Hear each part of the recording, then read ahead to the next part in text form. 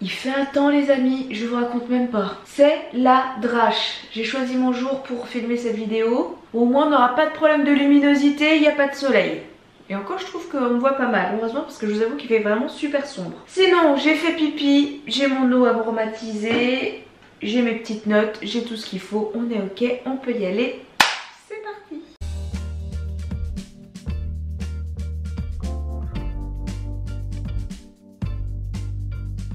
Bonjour à tous et bienvenue dans cette nouvelle vidéo. Alors vidéo un petit peu spéciale parce que c'est la dernière que j'enregistre dans mon appartement. Voilà, je profite d'avoir encore un petit peu la déco derrière moi pour pouvoir faire cette vidéo. Excusez-moi d'avance si vous entendez de l'écho. On a déjà fait pas mal de vide, je pense que ça s'entend. C'est vrai que les pièces sont toutes vides maintenant un peu dans l'appartement et c'est ce qui rend un petit peu ce son là. Du coup, je reviens aujourd'hui dans cette vidéo comme c'est noté dans le titre pour le bilan du deuxième trimestre de ma grossesse.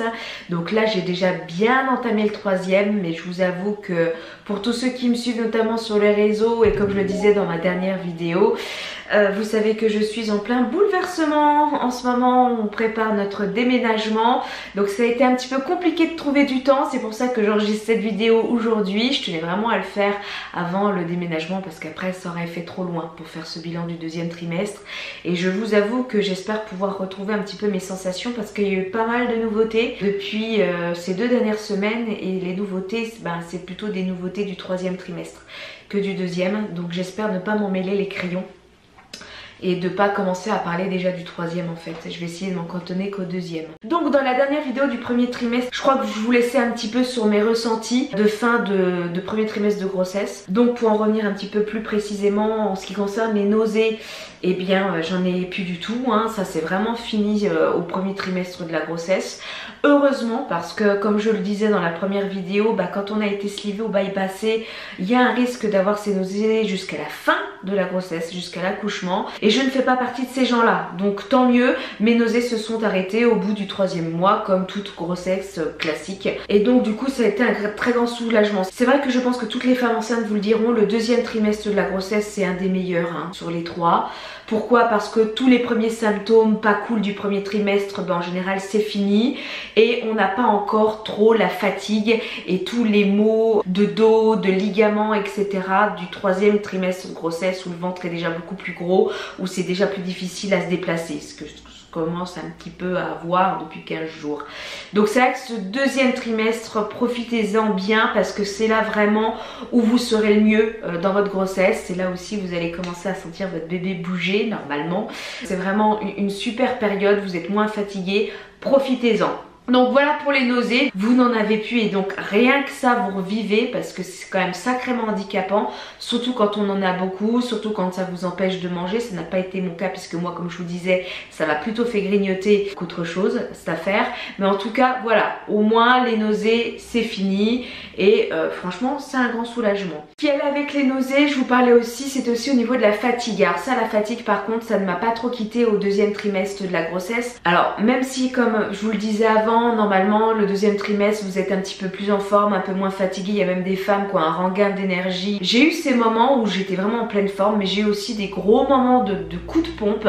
Mais là par contre je pense que c'est juste lié à mon rythme de vie et au contexte un petit peu spécial, puisque au deuxième trimestre de grossesse, on s'est engagé vraiment dans des choses concrètes. On s'est engagé dans l'achat d'une maison, dans la vente de notre appartement. Donc on a eu beaucoup de démarches à faire. C'est vrai que le contexte dans lequel on était dans ce début du deuxième trimestre m'a personnellement pas mal fatiguée, mais je pense pas que ce soit lié à la grossesse. Je pense que c'est surtout lié au contexte de vie dans lequel moi j'étais à ce moment-là, puisque du coup tout s'est enchaîné. Je penserais pas qu'on s'engagerait aussi vite dans autant de changements. Et puis bon, la vie parfois, les opportunités, les occasions font que ça s'est présenté. Donc avec mon mari on s'est lancé et tant mieux parce que là on en arrive au bout et je me voyais mal faire ça plutôt en fin de grossesse. Donc tant mieux que ça se soit passé à ce moment-là. Du coup ça n'a pas aidé la fatigue du premier trimestre à s'en aller, ça c'est évident. Ça l'a même plutôt accentué. Donc je peux pas dire que mon deuxième trimestre de grossesse j'étais en meilleure forme. J'étais un petit peu moins fatiguée, on va dire physiquement. Physiquement j'arrivais mieux à supporter la grossesse, mais on va dire que mentalement il y a quand même une grosse fatigue qui a toujours été là, mais de par le contexte un petit peu spécifique de ma vie aussi. La fatigue aussi, malgré tout, elle peut toujours être présente parce qu'il y a le ventre qui commence quand même à sortir, à devenir un petit peu proéminent. On peut plus prendre exactement les mêmes positions dans le lit. Très clairement, à partir du 4e mois de grossesse, vous pouvez plus dormir trop sur le ventre. Ça me paraît quand même impossible. Vous êtes obligé de vous mettre sur les côtés. Donc quand vous avez l'habitude, comme moi, de dormir sur le ventre, moi déjà dès le 2e mois, limite, je pouvais plus.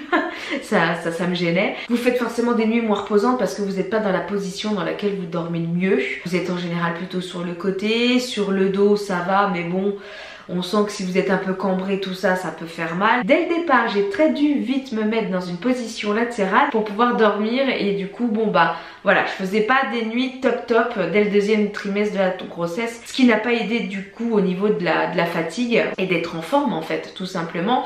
Et il y a aussi autre chose, ce 2e trimestre de grossesse, bah, je l'ai passé en été. Et donc cet été, il a quand même fait relativement chaud, faut quand même s'avouer. Il y a eu quand même de grosses canicules. J'ai même été arrêtée d'ailleurs la semaine avant mes congés parce que je ne pouvais plus aller travailler. J'avais des vertiges, j'étais à la limite de l'évanouissement tellement il faisait chaud. Ça a été assez compliqué et je pense que ça aussi a fait que on peut pas se reposer. Les nuits n'étaient pas assez fraîches pour dormir correctement. La journée, faire des siestes quand il faisait pas loin de 40 degrés, bah, c'était juste impossible. Mon appartement, j'avais beau avoir les volets fermés, mettre un ventilateur, bah, j'arrivais guère à être en dessous de 30 degrés. Donc non, ça n'a pas été facile. Tout ça entremêlé avec toutes les choses administratives qu'on avait à faire avec mon mari a fait que effectivement ce 2e trimestre j'étais un peu fatiguée. Mais vous ajoutez la canicule, ces bouleversements de fin d'année qu'on devait mettre en place, je pense que c'est un peu normal, hein. Voilà. Il y a aussi autre chose qui est arrivée en plus de tout ça, c'est les remontées acides. J'ai commencé à avoir des remontées acides en position allongée. Même si je laissais bien un laps de temps avant mon dernier repas du soir et entre le coucher, donc bien 2 heures, 2 heures et demie, ça a commencé au 2e trimestre de grossesse à arriver à ce que ces remontées acides me réveillent, me fassent extrêmement mal. Dès que l'utérus commence à monter vraiment et que le bébé commence à prendre sa place et à monter un petit peu vers la poitrine, bah ça appuie sur votre estomac qui est déjà petit de par l'intervention et du coup quand vous êtes en position allongée, ça favorise forcément ces reflux gastriques qui brûlent tout l'œsophage et donc j'ai commencé aussi à avoir ces remontées acides là au même moment que la canicule. Tout s'est un peu enchaîné, donc c'est vrai qu'au niveau fatigue, je peux pas dire que j'étais moins fatiguée qu'au 1er trimestre de la grossesse. On va dire que quand j'avais des moments d'énergie, j'étais plus en forme. Mais ça ne veut pas dire que j'étais en forme toute la journée, loin de là. Alors, ce qui concerne les palpitations dont je vous parle aussi dans la vidéo, j'en ai eu un petit peu moins au 2e trimestre. Mais ça ne m'a jamais tellement quittée quand même. Elles étaient moins présentes. J'en avais moins le matin j'étais quand même un petit peu plus en forme. Par contre j'ai toujours eu un petit peu ces palpitations là après les repas, vraiment une sorte de dumping. Je sais pas pourquoi, je pense que c'est quand même l'état de grossesse qui fait ça. Mais effectivement j'ai toujours eu plus de dumping après les repas en étant enceinte que sans l'être. Alors peut-être que je mangeais un petit peu trop vite, peut-être que j'étais un petit peu plus stressée, j'en sais rien. Mais j'ai remarqué que c'était quelque chose qui m'arrivait souvent après le repas, même si je mangeais pas trop sucré, etc. Alors est-ce que c'est parce que le ventre appuyait plus sur l'estomac? J'en sais rien, je peux pas vous dire. Est-ce que c'est l'âge aussi, sachant que le cœur est peut-être plus sollicité de base. Dès que je mangeais, la digestion se mettait en place, j'avais peut-être plus de mal, ça instaurait peut-être plus de fatigue, ça me demandait peut-être plus d'efforts. Je pense que l'âge aussi peut-être joue là-dessus. 37 ans, c'est vrai que je vis la grossesse de manière un petit peu plus difficile que à 30-31 ans, c'est évident. Je pense que l'âge joue aussi là-dessus et le cœur se fatigue aussi beaucoup plus vite, ce qui explique ces dumpings. Donc c'est vrai que les palpitations au 2e trimestre ont été moins présentes, mais ont quand même continué un petit peu d'être là, surtout après les repas. Il y a aussi une chose du coup que je tenais à aborder avec vous parce que j'ai forcément parlé de ces palpitations à mon médecin qui me suit, le docteur Gauthier, dans le cadre de mon suivi par rapport à la sleeve. Et je lui disais, moi je suis un petit peu embêtée, j'ai l'impression de faire effectivement des dumpings, ce qui m'a confirmé, il m'a bien dit que c'était des dumpings que je faisais. Donc il m'a quand même donné quelques recommandations dont je vais vous faire part, même si moi ça n'a pas forcément joué.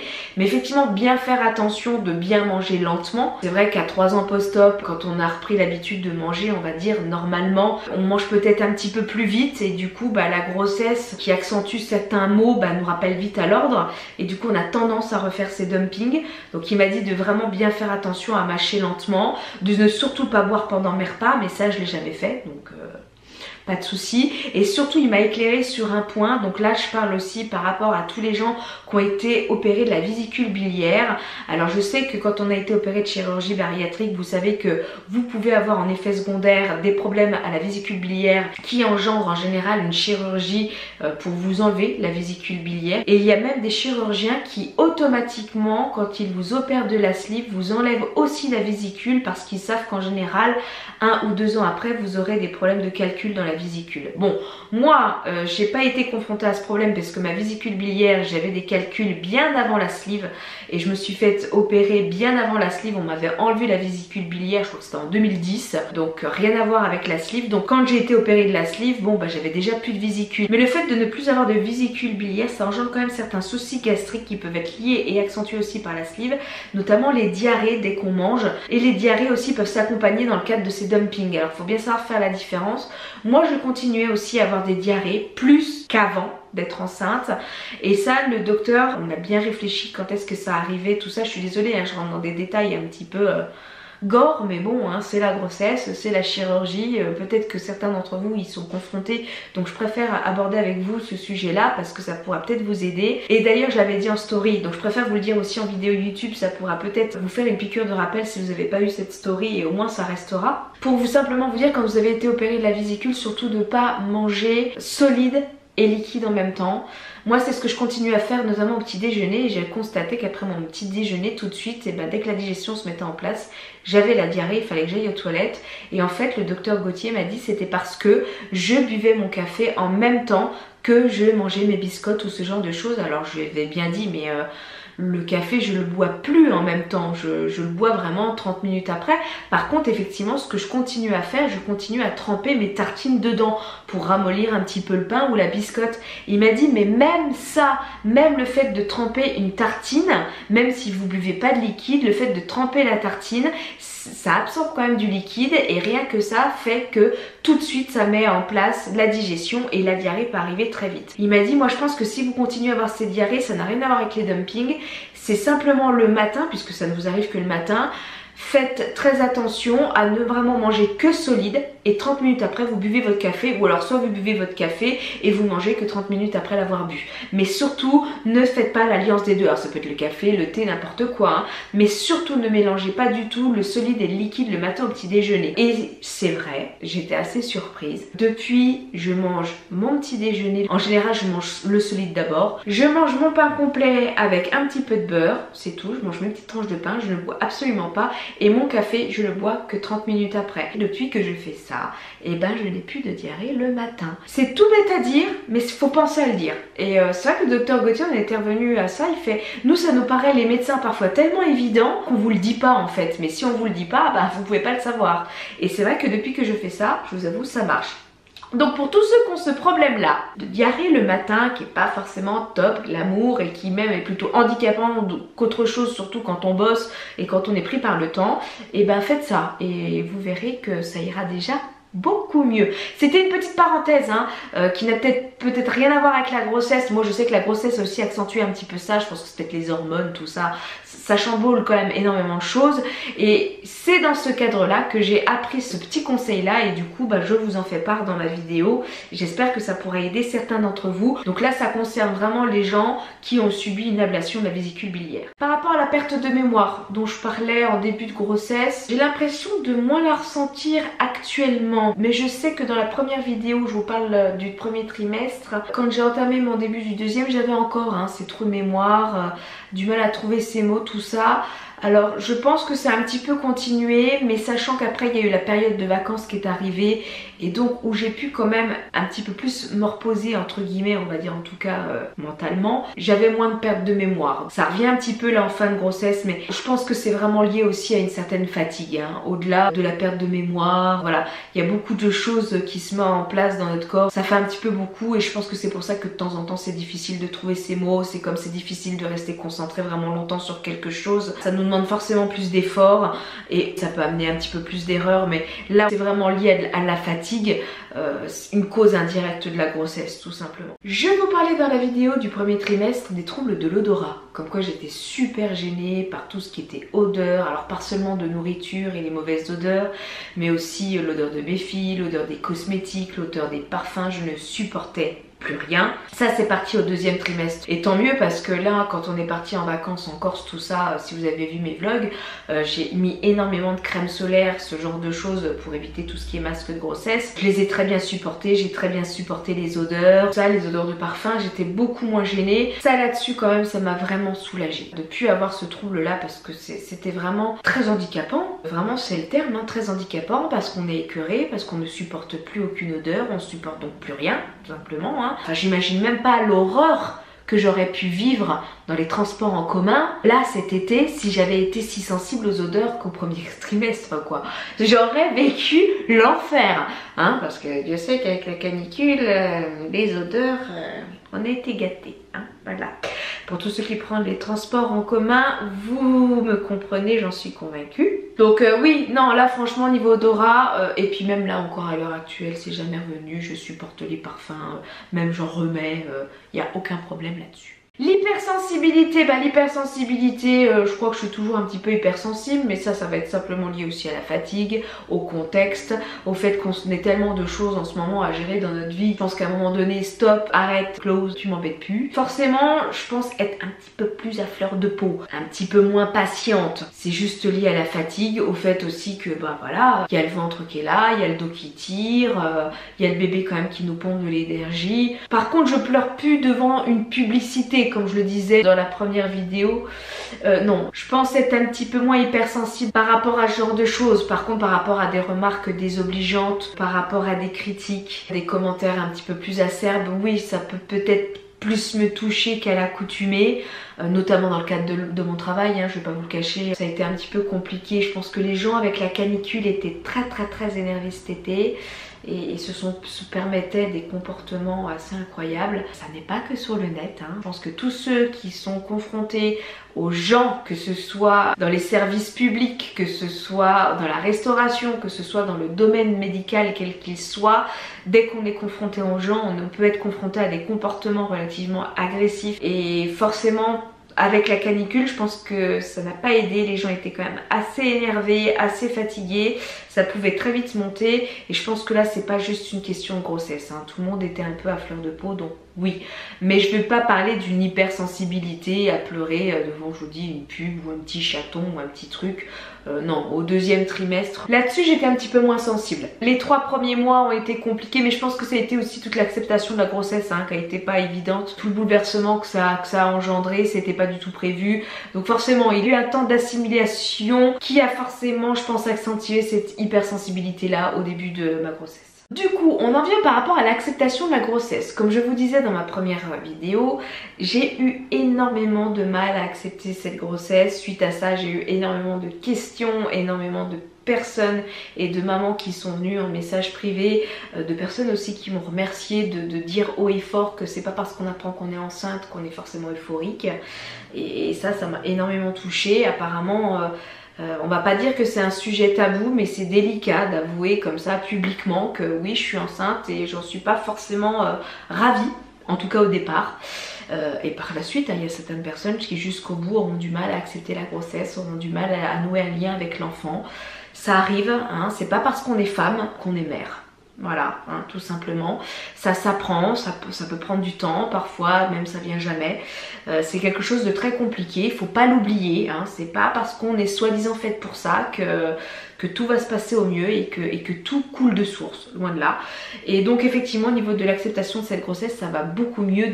Ce deuxième trimestre pour moi a été vraiment une révélation. C'est surtout dès que j'ai vu mon bébé dans le ventre, là voilà, ça devient concret. Et quand on voit ce petit être avec son petit nez, sa petite bouche qui est limite en train de sucer son pouce, bon voilà, enfin moi c'est là où je me suis dit mais c'est une super nouvelle quoi. T'apprends pas une maladie, t'apprends pas un cancer, hein, parce que ça aussi je l'ai vécu avec ma mère. C'est pas grave, c'est pas une mauvaise nouvelle, c'est une bonne nouvelle, c'est la vie. Voilà, c'est vraiment à l'échographie que j'ai vraiment ressenti ça. Et puis il y a aussi une chose qui arrive au deuxième trimestre et qui fait qu'on prend pleinement conscience de notre grossesse, c'est qu'on sent le bébé bouger. Et alors quand j'ai senti ce petit bout en moi qui a commencé à donner des petits coups, que j'ai très vite reconnu, ça c'est l'avantage d'avoir déjà été enceinte une première fois, c'est qu'on arrive plus vite à faire la différence entre est-ce que c'est un trouble digestif, une bulle dans le ventre, un gaz qui essaye de passer, ou est-ce que c'est le bébé? Ça c'est quelque chose que j'ai très vite reconnu, comme des petites ailes de papillon dans le ventre. Ça fait vraiment ça, comme si vous aviez un petit insecte dans le ventre. J'ai très vite reconnu ces premières sensations du bébé qui bougeait en fait, même si c'était très léger, très subtil. Et ça a été juste magique parce que après je l'ai senti beaucoup plus. Hein. C'est sûr qu'au bout du 5e mois, 6e mois, vous le sentez vraiment quand il bouge. Hein. C'est plus les petites ailes de papillon. Hein. Ça c'est carrément les coups de coude, les coups de pied. Donc on le sent plus, ça fait pas mal hein, parce qu'il n'est pas encore assez gros pour que ce soit... parfois un petit peu douloureux. C'est vraiment là où on peut avoir aussi toute une interaction avec lui et que le lien se fait en fait. Pour moi à partir de ce moment là ça a vraiment été super, surtout que le fameux ventre qui est très vite sorti, qui pouvait me gêner en début de grossesse, a permis de mieux accepter la prise de poids au 2e trimestre de grossesse. Parce que c'est vrai que le poids je l'ai vraiment pris au niveau des seins, du ventre, des fesses et des cuisses. Là où on doit prendre quand on est enceinte, j'ai beau avoir peut-être le visage un petit peu plus bouffi, les jambes aussi, mais là c'est très clairement hormonal et c'est de la rétention d'eau et je sais que ça partira, on va dire entre guillemets, plus facilement que le reste après l'accouchement. Mais voilà, j'ai essentiellement pris à des zones normales de prise de poids quand on est enceinte. J'ai pas une morphologie complètement difforme, je peux continuer à mettre des hauts en taille 36-38, les bas un peu moins, mais c'est pas non plus la catastrophe. J'ai vraiment pris beaucoup au niveau du ventre et des seins finalement, et du coup ça m'a aidé à accepter cette prise de poids et la grossesse tout simplement. Donc ça au niveau de l'acceptation de la grossesse, ça a été, franchement j'étais beaucoup plus sereine. Par rapport au sport, je vous disais ça me fait rire, pardon, c'est ironique. Le sport, mon Dieu. Je crois que je vous dis dans la vidéo du 1er trimestre que je comptais peut-être me remettre au sport, que j'allais trouver la motivation parce que là, avec le bouleversement, les palpitations, les symptômes, les nausées, c'était compliqué, ce qui était vrai, hein, c'était compliqué de me motiver pour aller faire du sport. J'étais extrêmement fatiguée. Déjà, pour tous ceux qui me suivent depuis assez longtemps, vous avez vu le rythme de vie que j'avais avant d'être enceinte, quand j'enchaînais le boulot, le sport, les enfants, c'était quand même toute une organisation, c'était vraiment réglé au millimètre. Alors là avec la grossesse et la fatigue, c'était juste impossible à tenir. C'est pour ça que je ne l'ai pas fait au 1er trimestre. Au 2e trimestre, même si j'étais moins fatiguée physiquement, on va dire ça comme ça, et même si je pouvais trouver plus la motivation parce que j'acceptais plus la grossesse, tout s'est enchaîné. Achat de maison, vente d'appartement, changement d'école des filles, enfin à un moment donné on peut pas être sur tous les fronts, je suis pas Wonder Woman. Sincèrement, j'ai pas trouvé du tout la motivation d'aller au sport. Déjà rien que le fait d'aller prendre le tramway le matin pour aller travailler, de revenir le soir, de s'occuper des enfants, de leur donner les douches, nanana, de faire le ménage, les visites. J'étais juste exténuée, vraiment pas du tout envie d'aller au sport. Je pense que ça m'aurait fait du bien, mais sincèrement je sais pas quand est-ce que j'aurais pu tout simplement trouver le temps. Moralement ça m'aurait fait du bien de me dépenser un peu, de parler d'autres choses. Mais là je pouvais pas, c'était simplement pas possible. Mais ça ne veut pas dire qu'il ne faut pas faire de sport. Hein. Tout le monde ne déménage pas, ne change pas d'environnement en même temps qu'une grossesse. Hein. Moi c'est un petit peu un cas exceptionnel. Je pense que si on était resté ici, j'aurais vraiment continué mon sport, hein, sincèrement. J'aurais eu le temps de le faire et je l'aurais fait. Me connaissant, je l'aurais fait, mais là non, c'était juste pas possible. Du coup, j'en arrive à la prise de poids et je pense que c'est quelque chose que vous regardez cette vidéo aussi et surtout pour ça, où j'en suis au niveau de la prise de poids à la fin de mon 2e trimestre de grossesse. Donc à la fin de mon 6e mois de grossesse, j'ai pris 9 kilos en tout. Donc comme je vous le disais dans la vidéo du premier bilan, je vais récapituler un petit peu. Avant que je tombe enceinte, j'étais déjà en rebond pondéral, hein, parce que mon poids de base c'était plutôt 55-56 kg. Et à mon poids du début de grossesse c'était déjà 59 kg. Hein. J'avais déjà repris 3-4 kg comme je vous le disais, mais ça n'a rien à voir avec la grossesse. C'est le fameux rebond pondéral à 3 ans post-op. J'étais déjà un petit peu pas bien. C'est pour ça aussi que la grossesse a été compliquée, à accepter en tout cas. Donc ces kilos là je les compte pas dans la prise de poids par rapport à la grossesse. Mais c'est du poids quand même que j'ai pris en début d'année 2019. Donc mon poids de début de grossesse était donc de 59 kg. À la fin de mon premier trimestre de grossesse, je suis montée à 62 kg, donc j'avais pris 3 kg. Et à la fin du deuxième trimestre de grossesse, à la fin des 6 mois, j'étais à 68 kg, donc plus 6 kg de pris en plus des 3, ce qui fait plus 9 kg à la fin de mon deuxième trimestre de grossesse. Pour certains ça va faire beaucoup, pour certains ça reste dans la normalité et je vais garder que ce panel là de personnes. Avec mon IMC qui était un IMC tout à fait normal en début de grossesse par rapport à mon poids taille, je suis dans une prise entre guillemets encore normale de poids au fin de deuxième trimestre de grossesse. Je suis montée à 68 kg et j'espère au fin de troisième trimestre de ne pas monter au-delà de 73 kg. Je me dis 5 kg au deuxième trimestre, je vais bien en prendre encore 5 au troisième, hein. Surtout que faut pas se leurrer, le troisième trimestre de grossesse c'est là où on prend le plus parce que c'est là où le bébé aussi grossit le plus, hein. Au départ je voulais pas dépasser la prise de 10 kg. Je pense que je vais la dépasser. Et je vais être honnête avec vous, c'est même pas je pense, je l'ai dépassée puisque je suis déjà à plus 10 kg actuellement, hein. Donc parce que là il s'est presque passé un mois depuis et j'ai pris encore 1 kg de plus. Donc je suis à 69 kg pour rien vous cacher. C'est pas évident, j'aurais aimé en rester à 10 kg. Après ben on choisit pas et je vais être honnête, j'ai pas forcément non plus été d'une rigueur et d'une discipline alimentaire exemplaire. C'est sûr, je me suis fait plaisir, j'ai pas forcément fait attention.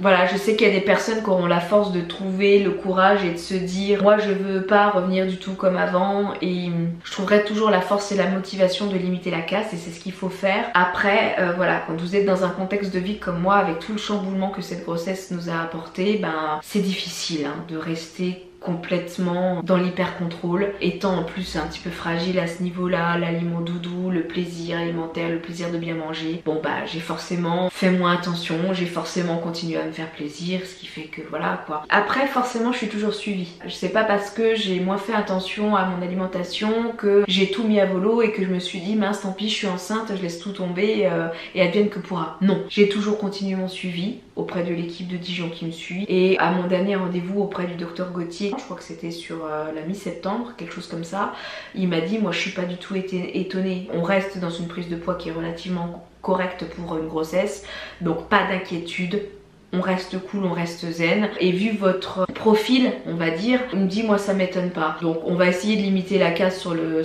troisième trimestre de grossesse, c'est pas non plus la catastrophe. De toute manière il y a certaines choses qu'on peut pas gérer quand on a une grosse perte de poids rapide, qu'on est à 3 ans post-op, hein, et on n'est pas un an et demi, hein, la chirurgie fait nettement moins son travail, on est en pleine phase de rebond pondéral, il est normal de reprendre un petit peu plus aussi, on va juste essayer de limiter la casse sur le troisième trimestre de grossesse tout simplement. Du coup, mon suivi, pour être plus précise, bah, je continue donc de voir le docteur Gauthier avec qui on fait le point, les prises de sang, etc.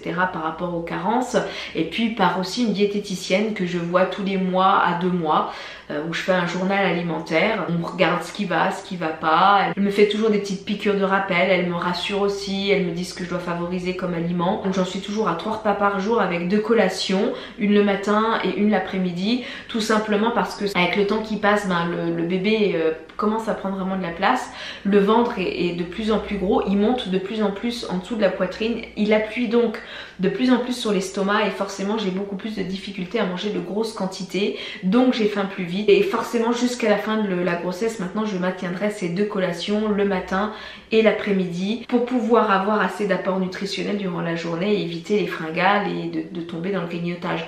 Ça n'empêche pas que je continue à tomber de temps en temps dans le grignotage, ça je pense que c'est vraiment typique à de la fatigue, à du stress, au fait que le bébé demande un petit coup de boost, un petit coup d'énergie et du coup bon bah c'est vrai que je peux avoir un petit peu tendance à parfois craquer sur du sucré, mais je veux pas me culpabiliser, j'essaie de faire attention, je fais mon suivi et puis bah, j'espère qu'après la naissance j'arriverai à retrouver une certaine harmonie, un certain équilibre nutritionnel qui fait que ce sera moins compliqué pour moi de résister à ces craquages là quoi. Là de toute façon je vous tiendrai au courant là-dessus, vous inquiétez pas. Ensuite, en ce qui concerne mon suivi médical, bah, j'ai toujours des prises de sang pour regarder tout ce qui est carence. Et alors là, petite nouveauté sur le deuxième trimestre, j'ai commencé à avoir des carences en fer, en B12. que je n'avais pas au premier trimestre encore. Il a fallu me supplémenter en fer, ça n'a pas été forcément facile parce que tout ce qui est complément alimentaire en fer ont pour effet secondaire de favoriser des troubles digestifs comme les gaz, la constipation ou au contraire les diarrhées. Ça peut faire très mal au ventre et c'est pour ça qu'en général ce sont des traitements qui sont très peu suivis. Le docteur Gauthier m'a donc prescrit ces suppléments en fer que j'ai pris quand même malgré tout parce que c'est important. En gros vous choisissez soit d'être fatigué, soit d'avoir mal au ventre. C'est un peu ça, mais c'est vrai que j'ai eu un petit peu de mal à les supporter. Il a fallu quand même que je trouve une solution parce que là, mon 3e trimestre de grossesse, mes carences en fer ont été encore plus grandes malgré ces compléments alimentaires là. Donc il a vraiment fallu que je continue à en prendre. Il avait même voulu me doubler les cachets. Là j'ai dit c'est juste pas possible, je supporte pas au niveau des troubles digestifs, ça va pas. Et il m'a dit mais il faut quand même malgré tout en prendre parce que là vous avez de très grosses carences. Même je crois que mes plaquettes, je suis en dessous. Enfin bon, ce qui explique quand même ma fatigue. Il y a une raison quand même derrière, hein. C'est pas moi qui suis fatiguée, le bébé puise dans les énergies. Et du coup quand je suis allée voir la pharmacienne pour il m'avait prescrit d'autres types de compléments, elle m'a dit mais ça va être un petit peu pareil quoi, parce que le problème, le fer il est très vite assimilé. Et quand vous avez été opéré de slip, tout ça, parfois ça va directement dans l'intestin. Vous avez peut-être même des diarrhées, etc. Et du coup, limite, vous absorbez pas la moitié du comprimé, quoi. On va dire que ça règle pas forcément le problème, mais elle m'a dit par contre, il y a d'autres laboratoires qui font ces compléments en fer-là. Par contre, ça n'est pas remboursé par la sécurité sociale et ils mettent autour une espèce de capsule, enfin c'est enrobé d'une capsule qui fait que le corps la digère mieux, la digère de manière complète et ne crée pas ces troubles digestifs. Je vous montre la marque, elle est là. C'est du labo Solgar, voilà, c'est un truc comme ça. Alors c'est pareil, hein, c'est sous forme de gélule, il faut vraiment protéger aussi de l'humidité, hein, vous voyez même un petit coton comme ça. C'est sous forme de gélule, comme ça. Et c'est vraiment spécifique aux carences en fer, hein, voilà, c'est du fer doux. C'est 90 gélules végétales conviées aux végétariens, sans sucre, sans sel et amidon. Et c'est bien noté, indication réservée aux femmes enceintes ou allaitantes. Alors je vais pas vous dire que j'ai plus mal au ventre du tout, j'ai encore un peu des gaz, tout ça, hein. Oui c'est pas très glamour mais c'est la réalité des choses, hein. Bienvenue dans le monde des femmes enceintes. Et c'est vrai que ça limite quand même toutes ces coliques et toutes ces diarrhées. J'ai pas refait d'analyse depuis mais je pense que mon fer est un petit peu remonté grâce à ça. Par contre, inconvénient, c'est que cette marque-là, Solgar, elle n'est pas remboursée par la sécurité sociale puisqu'il existe d'autres médicaments. Et donc j'ai payé ce pot-là 22 €. Mais je me suis dit, je préfère acheter quelque chose de ma poche que je vais prendre que d'acheter un médicament remboursé par la sécu et que finalement je vais pas suivre le traitement parce que ça va me créer trop de désagréments à côté. Donc j'ai tout de suite pris ça et j'en suis très contente. Donc petit conseil. Du coup d'un point de vue vitamine, j'ai aussi beaucoup eu plus de carences dans le 2e trimestre au niveau de la B12 et donc les fameuses gélules qu'on prend toutes normalement, hein, voilà, pas les gélules, les fameuses ampoules en vitamine B12 que l'on prend toutes après la chirurgie bariatrique par voie orale, en général c'est une par semaine. Le docteur Gauthier à mon 2e trimestre de grossesse m'a dit de passer à 2 ampoules par semaine et non une par voie orale. Ça c'était durant le 2e trimestre de grossesse. À savoir que même en prenant 2 ampoules, j'ai continué à avoir des carences et du coup là maintenant je suis obligée d'avoir une piqûre dans les fesses tous les 15 jours de l'ampoule parce que c'est nettement mieux assimilé par le corps quand c'est par piqûre intramusculaire que par voie orale. C'était soit ça, soit je passais à 4 ampoules par semaine. Donc bon, j'ai dit non, laissez tomber. J'appelle une infirmière à domicile et tous les 15 jours, j'ai une infirmière à domicile qui vient faire ma petite piqûre dans les fesses. Voilà, ça c'est depuis le 3e trimestre.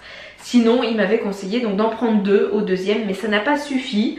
Et je suis toujours donc au niveau vitamine sur de la zinc, une gélule le matin, du Ginefam, toujours une gélule en plus de la zinc, le fer le soir et le lansoprazole, parce que là forcément je vous parlais de remontées acides qui sont apparues au 2e trimestre. J'en prends une quelques minutes avant mon repas du soir. Ne le prenez surtout pas après ou avant de vous coucher, ça ne marche pas. Petit conseil, ça m'est arrivé de temps en temps d'oublier de prendre le lansoprazole, le protecteur gastrique, hein, que ce soit lansoprazole ou un autre. Ça m'est arrivé d'oublier de le prendre durant le repas ou avant le repas. Du coup je me suis dit bah, je vais le prendre avant de me coucher, ça ne marche absolument pas. Il faut vraiment le prendre avant ou pendant le repas du soir, sinon vous aurez quand même les remontées. Hein. Et du coup j'ai aussi du spasfon parce que j'ai commencé à avoir quelques contractions, notamment durant la canicule. Et c'est pour ça que la gynécologue aussi m'a arrêté une semaine avant mes congés d'été, parce que j'avais déjà des contractions et donc elle m'avait prescrit du spasfon et je pouvais en prendre jusqu'à 6 par jour. Et pour tous ceux qui se trouveraient un petit peu paumés par rapport à tout ça, et ben du coup j'avais investi dans cette petite chose que vous voyez là, qui est donc un pilulier. Et ça m'a quand même, ça m'aide toujours beaucoup. Hein. Je vous conseille vraiment d'acheter ce petit truc là. Alors celui-là je l'ai commandé sur Amazon, ça a dû me coûter 5 €, aux environs de 5 €, je peux plus vous dire exactement. Mais c'est vrai que je vous avoue que c'est beaucoup plus simple parce que vu le nombre de vitamines qu'on a à prendre quand même, au moins le matin, bah, vous ouvrez, hop, vous avez vos petites gélules. Vous les prenez et c'est fini, on n'en parle plus. En général vous allez faire des carences, hein. Grossesse et chirurgie bariatrique, vous allez être carencé, donc je vous conseille d'investir dans un pilulier, ça c'est sûr. Et enfin, dernière chose, au niveau des examens que j'ai fait, alors durant le deuxième trimestre de grossesse, j'ai toujours été suivie par ma gynécologue, hein, qui n'est pas obstétricienne, je le rappelle. Le CHU prend le relais au troisième trimestre, là, hein, prochainement. Donc elle m'a represcrit une échographie. Échographie que j'ai faite le 26 juillet je crois, juste avant de partir en vacances en fait. Échographie super, babichon va très très bien et c'est là aussi, c'est pour ça que le deuxième trimestre c'est assez sympa. En général c'est là où vous connaissez le sexe de votre bébé ou en tout cas que le sexe est confirmé parce que même si certains médecins peuvent vous le dire avant le deuxième trimestre, c'est toujours à peu près à 80%, hein. C'est jamais sûr et ne vous fiez pas parce que j'ai, tiens pour le coup Laetitia je pense à toi, Laetitia Bellissima, vous pouvez la suivre sur son Instagram. Elle a eu cette expérience là où on lui avait dit à 80% de chance que c'était un garçon et finalement bah, début du deuxième trimestre, écho un petit peu plus complète, bah non, il s'avère que c'était une fille. Voilà, ne vous fiez pas trop quand même à ce que les médecins peuvent vous dire au premier trimestre.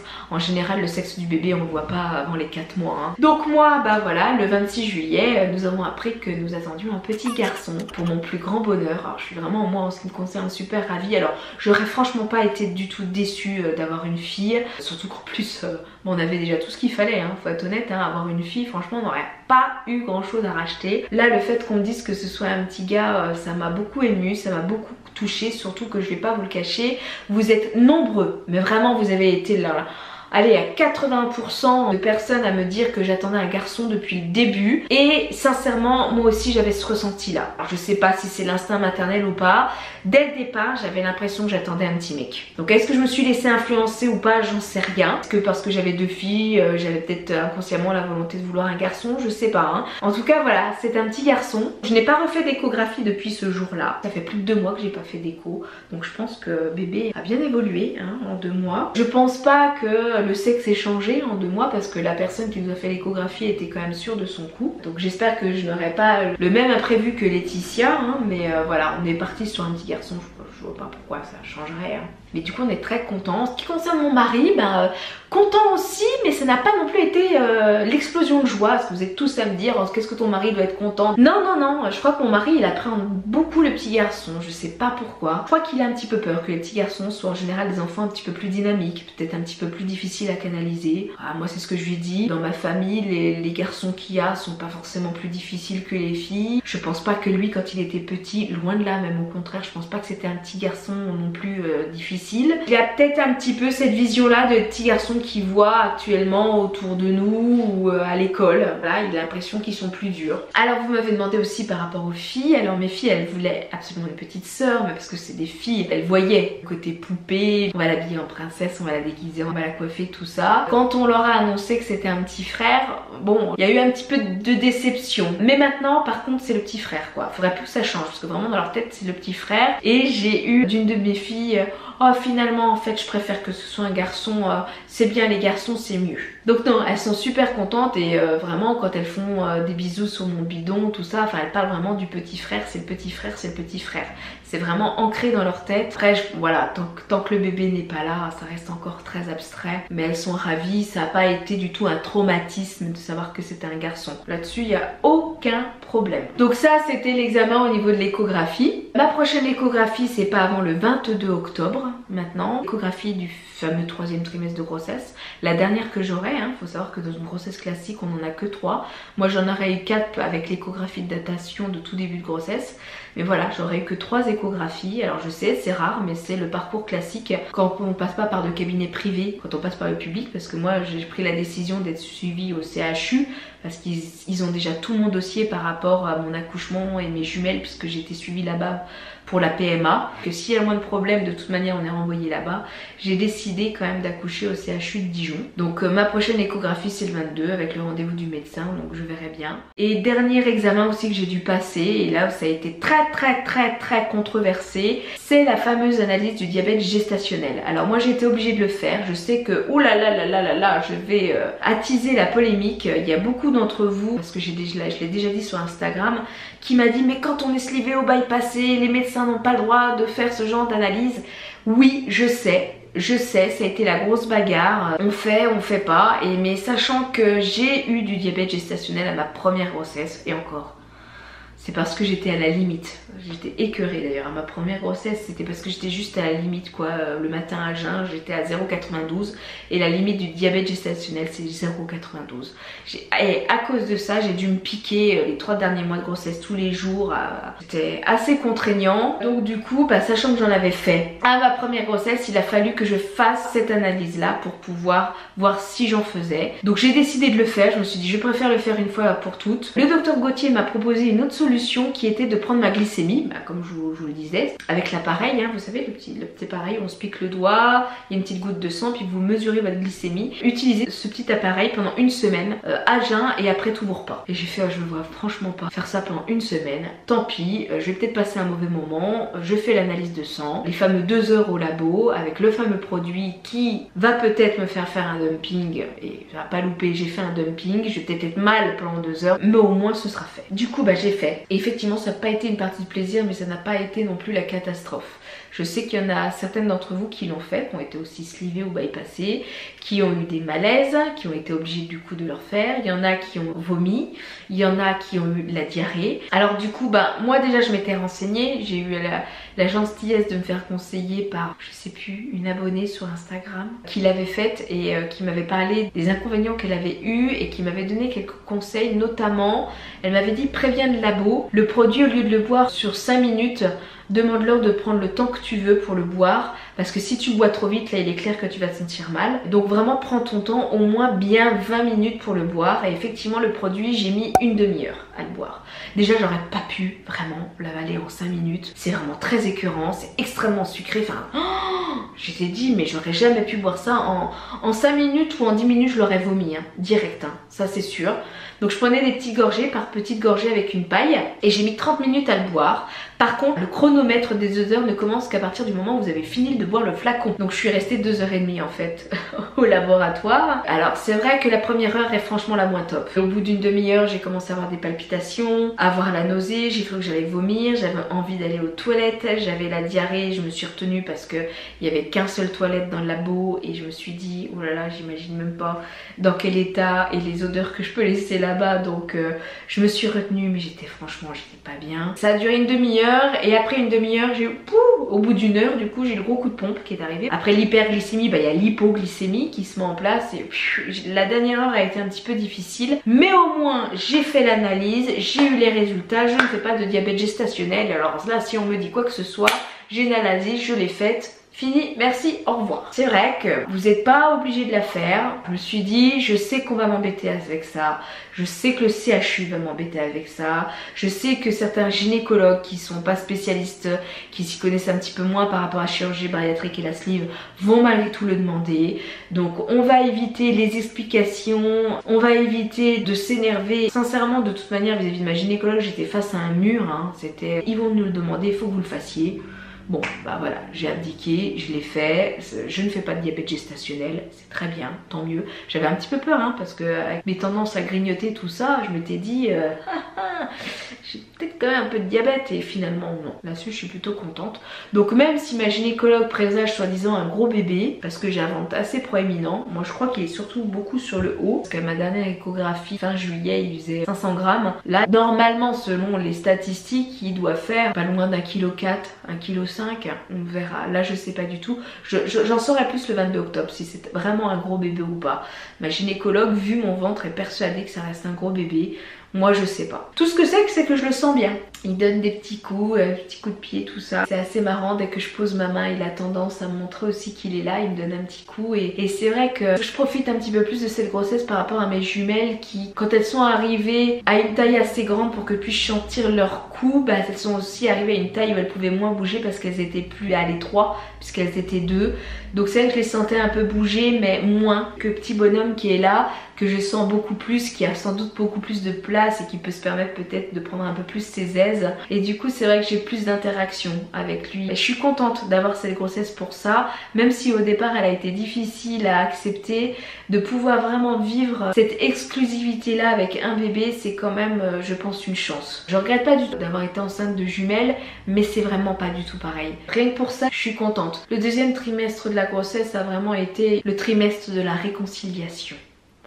Du coup bah voilà, j'en arrive à la fin de cette vidéo que je vais conclure rapidement puisque je vois que j'ai ma batterie qui clignote et j'aimerais pas que ça se coupe comme ça d'un seul coup. Donc j'espère que cette vidéo vous aura plu. Je sais que je rentre pas mal dans les détails, mais contrairement à certaines youtubeuses qui partagent leur grossesse, je fais pas des partages toutes les semaines et j'essaie de vous résumer en 45 minutes 3 mois de grossesse, donc forcément c'est un petit peu plus long. Surtout si vous avez aimé cette vidéo, bah n'hésitez pas à me laisser un petit pouce hein, comme d'habitude, ça m'encouragera. N'hésitez pas à me laisser des commentaires, à me poser toutes les questions que vous voulez, j'y répondrai dès que j'aurai 2 minutes, ça y a aucun souci. Bah là maintenant je vous reviendrai sur le bilan du 3e trimestre de grossesse. Je vous parlerai peut-être de l'alimentation quand on est enceinte et slivée aussi, je vous ferai peut-être une journée dans mon assiette, ce genre de choses. Peut-être que je vous parlerai aussi de ma valise de maternité, tout ça, je sais pas trop encore. Tout ça je verrai bien en fonction de comment se passe le déménagement, en fonction de ma fatigue sur ce dernier trimestre et aussi de la manière dont on aura avancé par rapport aussi à tout l'emménagement dans la maison. Il faut quand même que je finisse la chambre de bébé, il faut que je finisse les derniers achats, tout ça. Donc je verrai bien en fonction du temps qui me reste, de la fatigue, etc. Voilà, j'essaierai quand même de vous refaire encore quelques petites vidéos sur la grossesse, ne vous inquiétez pas. Sur ce je vous laisse, je vous fais à tous de très gros bisous. Merci beaucoup d'avoir regardé cette vidéo jusqu'au bout. Et puis bah je vous dis à très vite dans une prochaine vidéo. Bisous, ciao.